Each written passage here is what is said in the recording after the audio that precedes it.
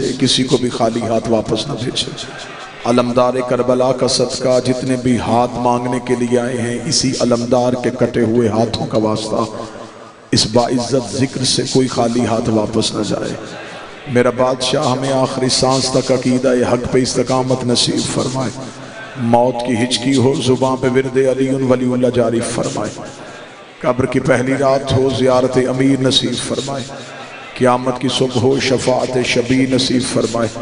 इस मुल्क को अंदरूनी बैरूनी दुश्मनों से महफूज फरमाए। हमारे मुल्क पाकिस्तान की सरहदों की हिफाजत करने वाले जवानों की मौला हिफाजत फरमाए। हमारे बादशाह के ज़हूर में ताजील फरमाए। दुआएं कबूलियत तक पहुँचाएँ। सहारा दरूद का लें, बुलंद आवाज़ से सलवात पढ़ें। अल्लाह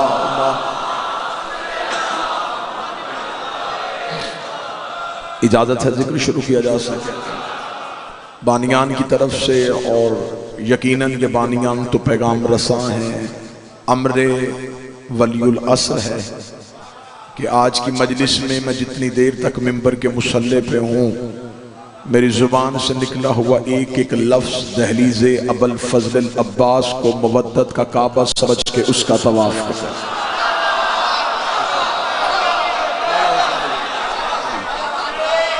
मैं सबसे पहले अपनी कामिलमी का एतराफ़ और बाब अबुल फज़ल अब्बास से मांगी खैरात पे एतमाद करते हुए कहूँगा, किसी बशर में जुर्रत नहीं कि वो बताए कि अब्बास किसे कहते हैं।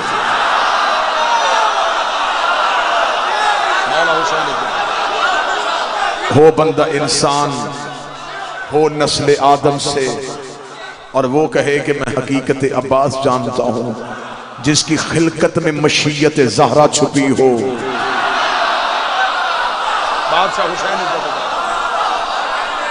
उस शहनशाह को अब्बास कहते हैं। वल्लाह खुदा कोई ऐसा मूड नहीं कि ऐसी मजलिस हो कि ऐसी दात हो, मौजू ही इतना तकद्दुस वाला दे दिया गया है कि मैं चाहता हूं कि इश्क के हर नमाजी का कोई सजदा कज़ा ना हो। सवाल है मुझसे कि लोग समझते हैं कि अब्बास मासूम नहीं थे, तो 14 में अब्बास का नाम क्यों नहीं है? इतने दलाइल के रात बीत जाए और अबुल फज़ल अब्बास की इस्मत में दलाइल ख़त्म ना हो। मैं पहला लफ्ज़ कहूँगा, सिर्फ शिया किताबों से नहीं, अहले सुन्नत किताबों से, इब्न खल्दून से लेके शिबली नुमानी तक, शिबली नुमानी से लेके सुलेमान कंदूसी तक मैं हदीस पैगंबर दिखाने के लिए तैयार हूँ।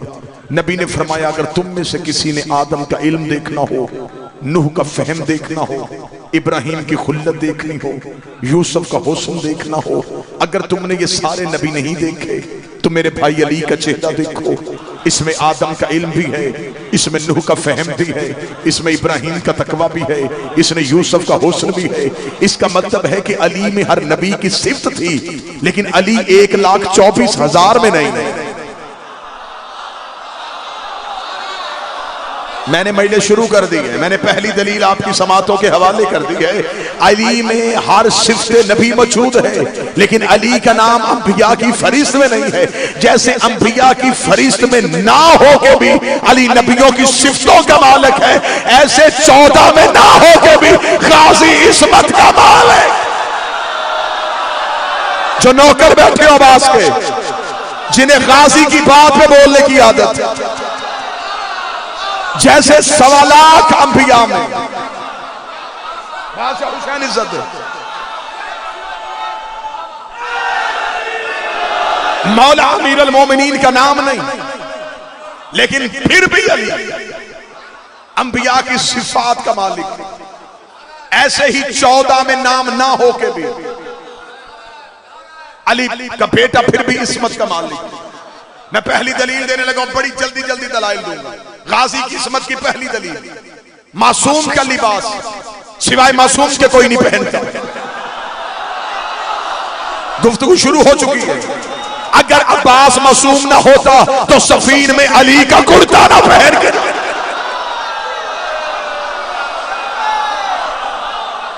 बास बंदे कहते हैं कि सफीन में अब्बास ने अली की जिरा पहनी थी। ये वो मजलिस है जिसे पूरी दुनिया में देखा जाता है। पाकिस्तान की उन मजालिस में सदादारी का शुमार है जिसका पूरी दुनिया को इंतजार होता है। लिहाजा मेरे सामने सिर्फ ये मजमा नहीं, पूरी दुनिया की निगाहों में मेरी निगाहें। बादशाह हुसैन की इज्जत की कसम से अली का कोई बेटा भी मैदान में जिर्रा पहन के नहीं जाता था। जिर्रा उसे पहननी पड़ती है जिसे सामने से वार का डर हो। इनके सामने कोई रहता तो वार करता। अली का कोई बेटा मैदान में जिर्रा पहन के नहीं जाता था।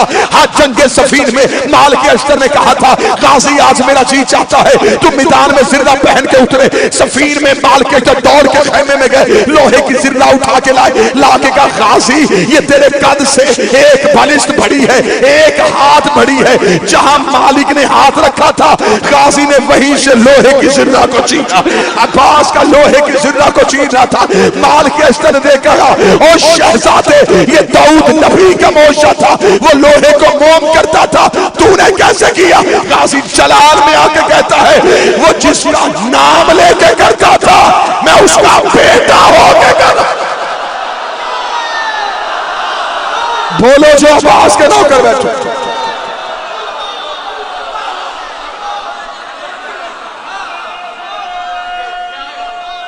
बिस्मिल्लाह बिस्मिल्लाह।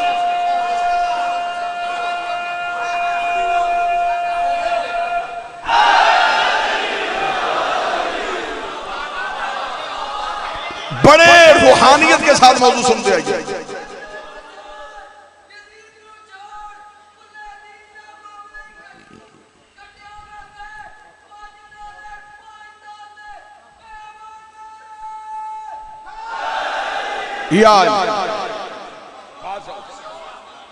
सखी अब्बास की किस्मत की दूसरी दलील, मासूम को गौसल हमेशा मासूम देता है। अगर अब्बास मासूम ना होते तो हसन के गौसल में शरीक ना होते। तीसरी दलील, मेरे मौला इमाम हसन ने वसीयत लिखवाते हुए लिखवाया, हुसैन अगर मेरे बाद फदक मिले उसमें गाजी की औलाद का हिस्सा रखना। अगली सतर पढ़ूंगा, रूहें अर्श पे जाएंगी। इमाम हसन ने कहा अगर मेरे बाद फदक मिले उसमें गाजी की औलाद का हिस्सा रखना, क्योंकि ये हमारी मां का बेटा है।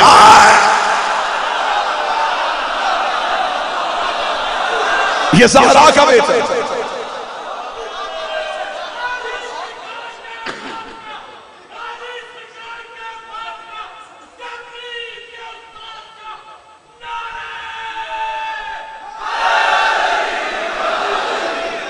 बादशाह हुसैन,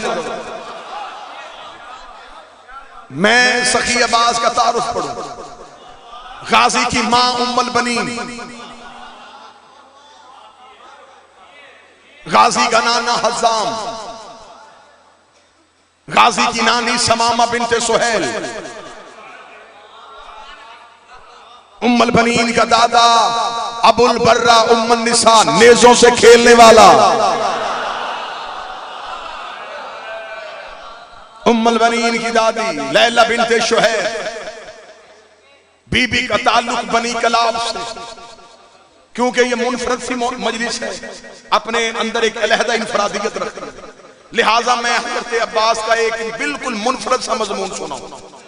आज तक जितने ये अज़ादार चुनीदा अज़ादार बैठे, आज तक सबने सुने हैं गाजी के दादा के फज़ाइल।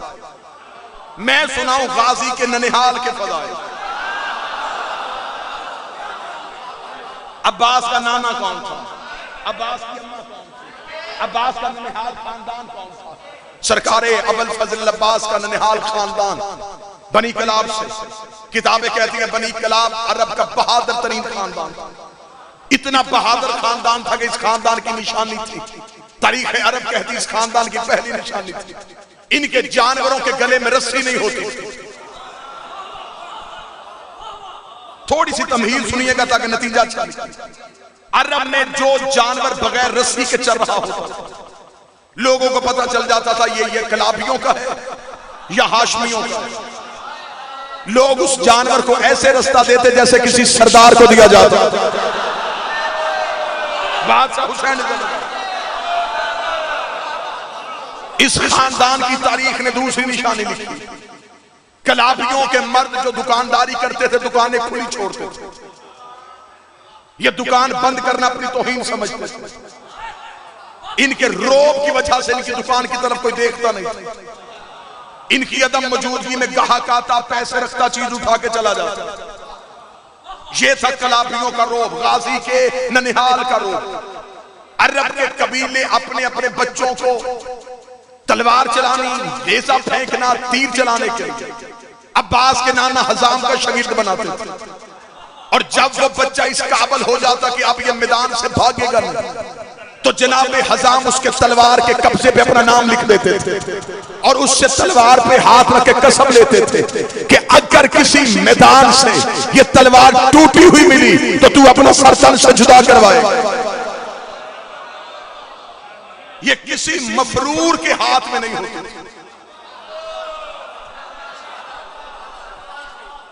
अब यहां पे आपको तारीख ने एक मंजर दिखाया, मैं वो पढ़ूं कि जनाब सैयदा के बाद मौला अमीर अल मोमिनीन ने अपने भाई अकील से कहा कि अकील मुझे एक बहादुर खानदान चाहिए। ये जुमले में पहले वो पढ़ रहा हूं जो हिस्ट्री में लिखे कि मौला अली ने अपने भाई अकील से कहा मुझे एक बहादुर खानदान चाहिए। बाज बंदे कहते बहादुर औरत का लफ्ज इस्तेमाल किया, औरत का लफ्ज अली ने इस्तेमाल नहीं किया, क्योंकि अली का फरमान है कि मर्द की खूबी औरत का ऐब होती है, औरत की खूबी मर्द का ऐब होती है।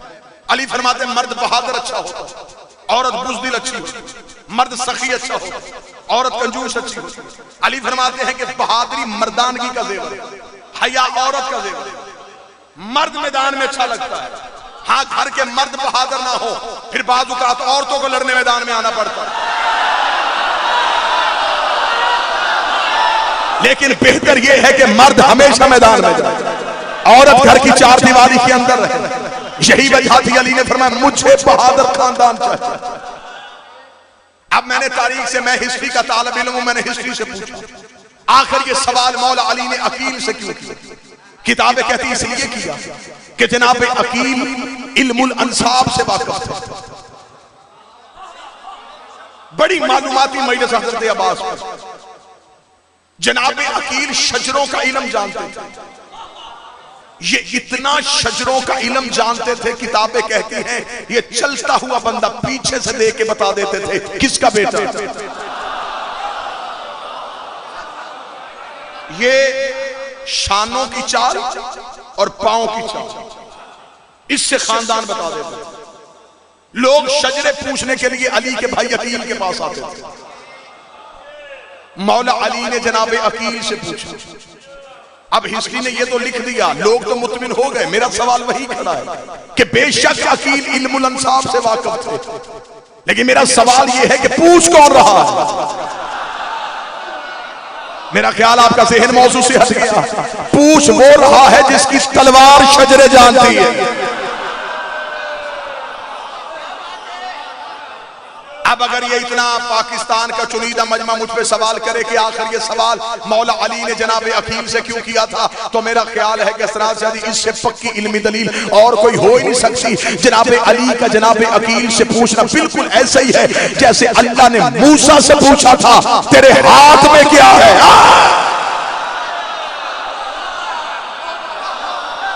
जैसे अल्लाह ने मूसा से पूछा तेरे हाथ में क्या, पता अल्लाह को भी था कि असा है, पूछा सिर्फ इसलिए ये असा के फजाइल पर। फिर मूसा ने भी कसीदा पढ़ा, खुदा ने कहा क्या है, उसने कहा असा है, इससे तकिया बना लेता हूं, इसमें चादर डाल के खैमा बना लेता हूं, इससे बकरियां हाँक लेता हूं, तेरे दुश्मनों को डरा लेता हूं। अल्लाह ने सिर्फ पूछा था क्या है, मूसा ने कसीदा पढ़ दिया। खुदा ने मूसा से इल्म होने के बावजूद पूछा, अली को भी खबर थी, फिर भी जनाब अकील से पूछा बहादुर खानदान चाहिए। अब मेरी तकरीर खत्म, मेरी खिताबत खत्म, मेरे लफ्ज खत्म, अब जो हिस्ट्री में लिखा वो पढ़ने लगा। जब मौला अली ने जनाब अकील से कहा मुझे बहादुर खानदान चाहिए, अकील ने सर उठा के कहा मैं ऐसे खानदान को जानता हूं जिनकी औरतें तैयबा भी हैं।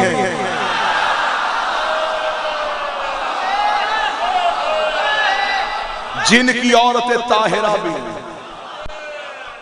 एक लम्हे के लिए अपना जहन लेके जाएं कि किस दौर में कह रहे हैं, जहां बेटियां दफन हो रही थी, जहां औरत लौंडी बना के बेची जा रही थी, वहां जनाब अकील कह रहे हैं मैं ऐसे खानदान को जानता हूं जिनकी औरतें तैयबा भी ताहिरा भी।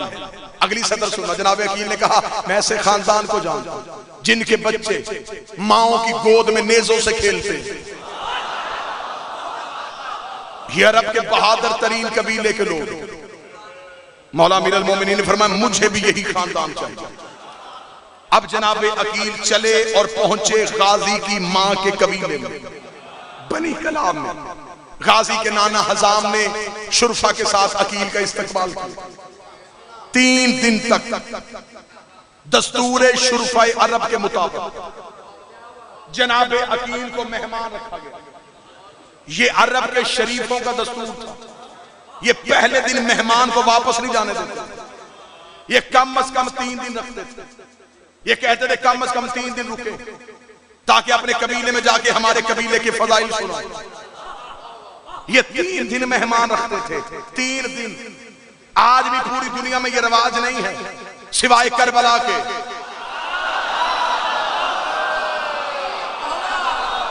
आज भी हुसैन का हुक्म है मेरा जायर कम अज कम 3 दिन रुके ताकि वतन वापस जाके बताए हुसैन बांटता कैसे है।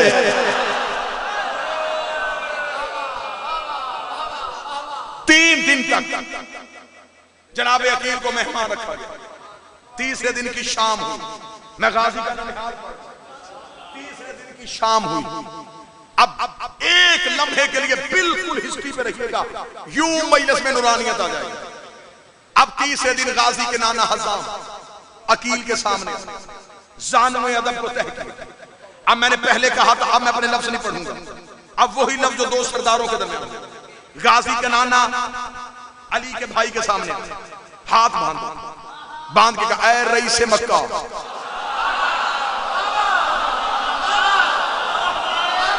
ऐ मतवल्ली काबा, ऐ खानदान बनु हाशिम के चश्मो चराग, ऐ खानदान इज्जत के बेहतरीन फर्द, ऐसी कौन सी मजबूरी पड़ी कि आपको हमारे कबीले में आना पड़ा। जिससे पूछ रहा है बखील वो भी नहीं था, उसने भी हजाम के खानदान का कसीदा पढ़ा। अकील ने सर उठा के कहा ऐ बहादुरी के निशानों, ऐ शुजात के अलंबरदारों, ऐ अरब के बहादुर कबीले के फर्दों, मैं इस काम आया हूं कि मैं चाहता हूं कि कलाबियों की हाशमियों के साथ एक पुरानी ताल्लुकदारी है। अब हम चाहते हैं इस ताल्लुकदारी को रिश्तेदारी में तब्दील करें। मैं चाहता हूं खानदान हाशिम के एक जवान का खानदान बनी कलाम में किया जाए। इतना कहना था, हजाम ने सर उठा के कहते ऐ अकील, वैसे तो बनी हाशिम का हर जवान ही अपने अंदर अलहदा फजीलत रखता है। वैसे तो बनी हाशिम का हर नौजवान ही अपने अंदर एक अलहदा फजाइल रखता है। लेकिन मैं पूछना चाहता हूं तो किसी मखसूस नौजवान की बात कर रहा है। इतना कहना अली के भाई ने सर उठाया। सर उठाकर मेरी मुराद है अबू तालिब का बेटा और मेरा भाई अली इब्ने अबी तालिब। अली का नाम आना था, मैं देखूंगा बंदा जमीन पे कैसे बैठता है। अली का नाम आना था। हजाम ने सर से ताज उतारा, अपना सर सजदे में रखेगा। मेरे अल्लाह तेरा शुक्र है मेरे घर उसका रिश्ता आया जो तेरे घर आया था। बोलो गाजी का नौकर। मेरे अल्लाह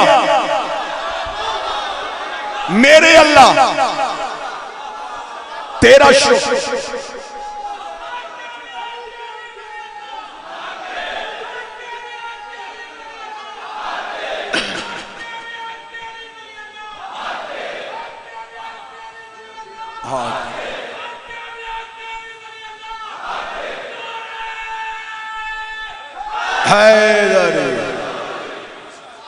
मेरे अल्लाह तेरा शुक्र, मेरे घर उसका रिश्ता आया जो तेरे घर आया। जो गाजी के नौकर बैठे हो, गाजी के नाना का सर सईदे से उठा तो चेहरा आंसुओं से भरा हुआ था। जनाब अकील की आवाज आई, हजाम तू इतना रोया क्यों? अगली सतर पढ़ूंगा, जिस्म काबू में रखना, रूहें परवास करें। जनाब हजाम ने सर उठा के ऐ अकील में खुश ना हूं तो और क्या करूं। हमारे कबीले के मर्द गुलाम हैं, हमारी बेटी वहां जा रही जहां फरिश्ते गुलाम हैं। बोलो गाजी के नौकरों जिनके हाथ वफा के परवरदिगार के मोहताज।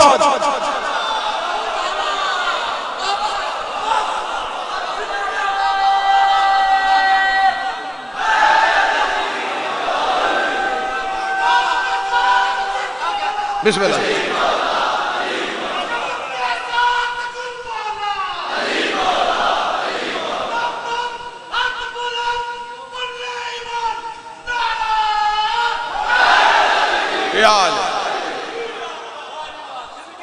बादशाह, मैं कोशिश कर रहा हूं कि मैं मौजू निभाऊं, ना मौजू से इधर हूंगा ना उधर हूंगा। जितनी देर मिंबर के मुसल्ले पे हूं अब्बास ही पढ़ूंगा। हमारे कबीले के मर्द बुलाओ, हमारी बेटी वहां जा रही है जहां फरिश्ते बुलाओ।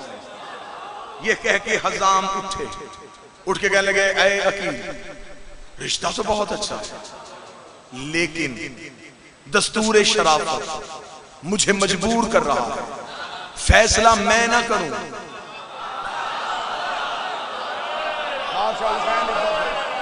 जो इस बात पे बोला, हुसैन की मां तुम्हें दो, फैसला मैं ना करूं, फैसला बेटी से करूं। ये है बड़े घरों की तहजीब। रिश्ता अली का भी हो,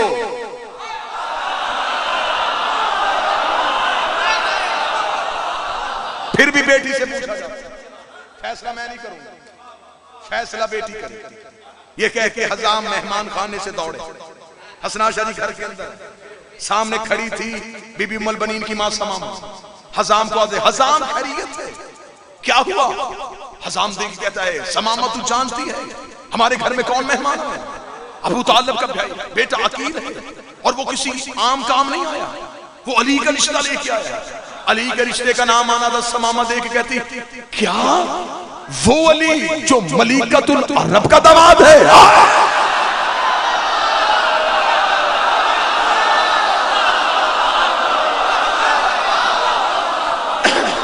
वो अली जो खदीजा ताहिरा का दामाद है, वो मेरा दामाद बन रहा है। हाँ हाँ समामा, अली की बात हो। दरूद सारे हज़रात मिलके बुलंद आवाज से पढ़िएगा, अल्लाहुम्मा बिस्मिल्लाह बिस्मिल्लाह बिस्मिल्लाह। हाँ समामा, बात हो रही है अली की। मैं बस यहीं पे खत्म कर दूंगा, मौजू बड़ा तवील था, मुझे गाजी की अब आमद नहीं पढ़ूंगा, सिर्फ रिश्ते की कबूलियत सुनूंगा, मौजू की नूरानियत को खत्म ना होगा। दौड़ के समामा और जनाबे हजाम बीबी फातिमा उम्मुल बनीन के हुजरे में हजाम दरवाजे पे एहतराम हजाम ने हुजरे में कहा, अब देखेंगे बेटी क्या जवाब देती है। हजाम दरवाजे, समामा हुजरे के अंदर जाके कहा, ऐ फातिमा कलाबी, क्या तू जानती है हमारे घर में कौन मेहमान आया हुआ है? अगली सतर खिताबत की होती तो मैं आगे गुजर जाता। सतर है गाजी की मां, अगर बेनियाजी करोगे तो मुझे डर लग रहा है गाजी नाराज ना हो जाए। बीबी फातिमा कलाबिया ने सर उठा, ऐ मादरे ग्रामी, आप जानती हैं हमारे घर की औरतें इस बात में दिलचस्पी नहीं लेती कि हमारे मेहमान खानों में कौन मर्द ठहरा हुआ है। हमारी घर की खवातीन इस बात में दिलचस्पी नहीं लेती हमारे मर्दों को मिलने के लिए कौन मर्द आया हुआ है। इतना कहना था, गाजी की नानी दे के कहती है, समामा सुन तो सही, ये कोई आम फर्ज नहीं आया, आम फर्ज का नाम आना था। बीबी उम्मुल बनीन दे के कहती, अम्मा तू बाद में बताना कि कौन मेहमान आया है। अम्मा अगर तू आ ही मेरे हुजरे में गई है तो मुझसे भी सुन ले, 3 रातें हो गई हैं, एक बीबी मेरे हुजरे में आ रही है। 3 रातें हो गई है, एक शहजादी मेरे हुजरे में आ रही है। अम्मा चूही वो मेरे हुजरे में आती है, मेरा हुजरा चौदहवीं के चांद की तरह चमकना शुरू कर देता है। अम्मा ये जो पिछली रात आई, अम्मा वो बीबी मेरे हुजरे में आई, अम्मा वो अकेली नहीं थी, उसका एक पल्लू मरियम ने उठाया हुआ था, एक हव्वा ने उठाया हुआ था, एक सारा ने उठाया हुआ था, एक आसिया ने उठाया हुआ था। अम्मा मैंने हाथ बांध के पूछा, शहजादी तू है कौन? अम्मा उसने मेरी पेशानी का बोसा लिया और अपनी गोद से एक चांद उठा के मेरी गोद में रख के कहा, मुबारक हो मेरे बेटे की मां बन रही है।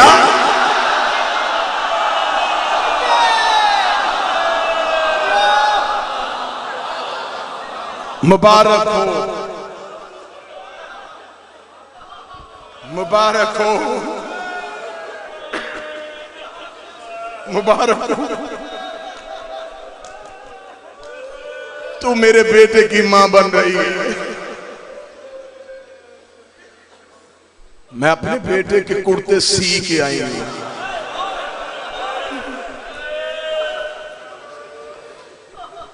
जल्दी जा, मेरी ज़ैनब को चादर के निगरान की जरूरत।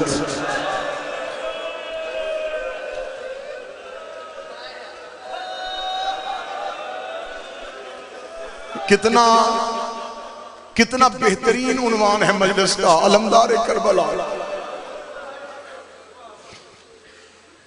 आज हमारी बहन बेटी को कोई मुसीबत आए ना, वो सीधी अलम